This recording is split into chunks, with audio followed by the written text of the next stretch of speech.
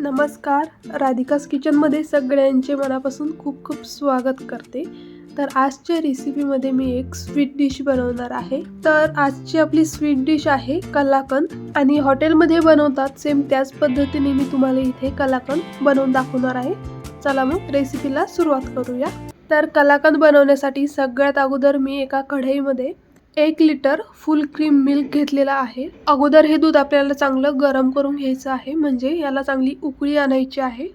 कलाकंद बनवण्यासाठी सगळ्यात महत्त्वाचं म्हणजे आपल्याला फुल क्रीम मिल्क घ्यायचं आहे, किंवा तुम्ही म्हशीचं दूधसुद्धा घेऊ शकता. जे घट्ट दूध असेल ते तुम्ही घेऊ शकता. तर इथे आता आपलं दूध चांगलं उकळलेलं आहे. आता यामध्ये मी 1 लिटर दुधासाठी पाव वाटी साखर टाकते, म्हणजे अर्ध्या वाटीची सुद्धा अर्धी साखर यामध्ये टाकली. तुम्हाला जर खूप जास्तच गोड आवडत असेल तर तुम्ही आणखी साखरसुद्धा ॲड करू शकता, पण नॉर्मल कमी गोड आवडत असेल तर ही साखरचं प्रमाण परफेक्ट आहे. आता यामध्ये आपल्याला टाकायचं आहे व्हिनेगर. तर 1 लिटर दुधासाठी मी अर्धा टेबलस्पून व्हिनेगर यामध्ये वापरते. खूप जास्त पण नाही टाकायचं आणि खूप कमी पण नाही. यामध्ये थोडेसे बारीक बारीक दाणे पडले पाहिजे, एवढंच टाकायचं. आणि सगळ्यात इम्पॉर्टंट, हे दूध आपल्याला एकसारखं हलवत राहायचं आहे. हे बघा, व्हिनेगर टाकल्यानंतर हे असे बारीक बारीक दाणे तयार होतात. आणि चुकून जर तुमच्याकडनं व्हिनेगर जास्त जर पडलं तर ते दूध फाटू शकतं, त्यामुळे तुम्ही प्रमाण मोजूनच टाका. आता या ठिकाणी आपलं दूध बऱ्यापैकी अर्धं आटलेलं आहे. हे बघा, मस्त घट्ट झालेलं दिसतंय. आता यामध्ये मी थोडीशी वेलची पावडर ॲड केली आहे. तुम्हाला आवडत असेल तर टाकू शकता किंवा नाही टाकली तरी चालेल, पण वेलची पावडरने कलाकंदला छान टेस्ट येते. आता हे सुद्धा आपण चांगलं मिक्स करून घेऊया.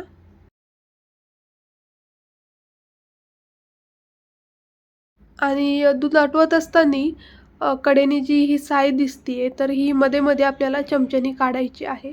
जर काढली नाही तर ही साय शेवटी लागू शकते आणि तशीच ती वाया जाईल, त्यामुळे मध्ये मध्ये ही चमच्याने अशी काढून घ्यायची.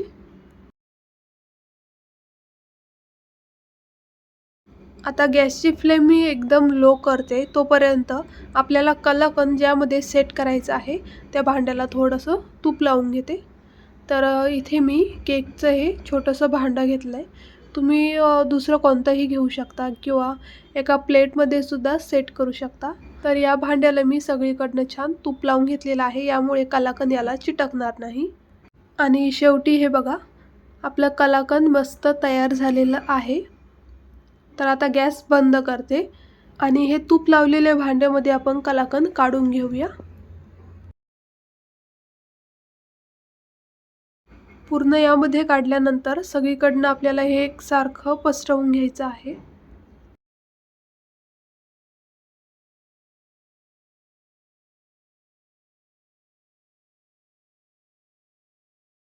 तर या ठिकाणी कलाकंद यामध्ये चांगलं सेट केलेलं आहे. आता यामध्ये मी पिस्त्याचे बारीक बारीक काप टाकते.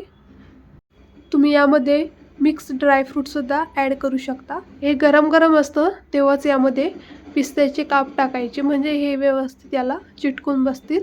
हे बघा, पिस्ता टाकल्यानंतर आणखी किती सुंदर दिसतंय. आता हे गरम आहे तोपर्यंत मी वरती ठेवणार आहे आणि नंतर फ्रीजमध्ये ठेवणार आहे. तर 1 तास फ्रीजमध्ये ठेवल्यानंतर हे कलाकंद बघा छान सेट झालेलं आहे. आता हे आपण कट करूया. अगोदर साईडने चाकू फिरवून घेऊया, म्हणजे कलाकंद नंतर निघायला सोपं जाईल. कलाकंद तुम्ही 12 महिन्यांमध्ये कधीही बनवून खाऊ शकता. खास करून आपल्याकडे फेस्टिवलमध्ये स्वीट डिश बनवली जाते, जसं की रक्षाबंधन, दिवाळी या कोणत्याही सणांमध्ये तुम्ही हे कलाकंदची रेसिपी नक्की ट्राय करा आणि कशी झाली आहे ती मला कळवा. कलाकंद हे बनवायला तर खूप सोपं आहे, फक्त यामध्ये जास्त मेहनत लागते, तर ती दूध आटवण्यामध्ये. बाकी याला साहित्यसुद्धा जास्त काही लागत नाही, कमी साहित्यांमध्येच हे तयार होतं. तर कलाकंद छान कट केलेलं आहे. एक पीस मी तुम्हाला दाखवते. हे बघा. आणि कलाकंद हे कट केल्यानंतर ते एकसारखं कट होईल असं नाही आहे. त्यामध्ये जे बारीक बारीक दाणे असतात त्यामुळे ते अशा पद्धतीनेच कट होईल. तर कलाकंद बघूनच तोंडाला पाणी येतंय. तुमच्यासुद्धा तोंडाला पाणी येत असेल तर तुम्ही लगेच ही रेसिपी ट्राय करा. आणि एक महत्त्वाची गोष्ट आणखी सांगायची आहे. तुम्हाला जर कलाकंद फ्रीजमध्ये ठेवायचं नसेल तर तुम्ही रात्री कलाकंद बनवलेलं असेल तर रात्रभर तुम्ही झाकून व्यवस्थित ठेवू शकता, किंवा सकाळी बनवलेलं असेल तर दिवसभर तसंच झाकून ठेवा. फ्रीजमध्ये ठेवायची गरज नाही आहे. आणि तुम्हाला जर लवकर कलाकंद सेट करून खायचं असेल तर तुम्ही ते फ्रीजमध्ये ठेवू शकता. 1-1.5 तासामध्ये कलाकंद चांगलं सेट होईल.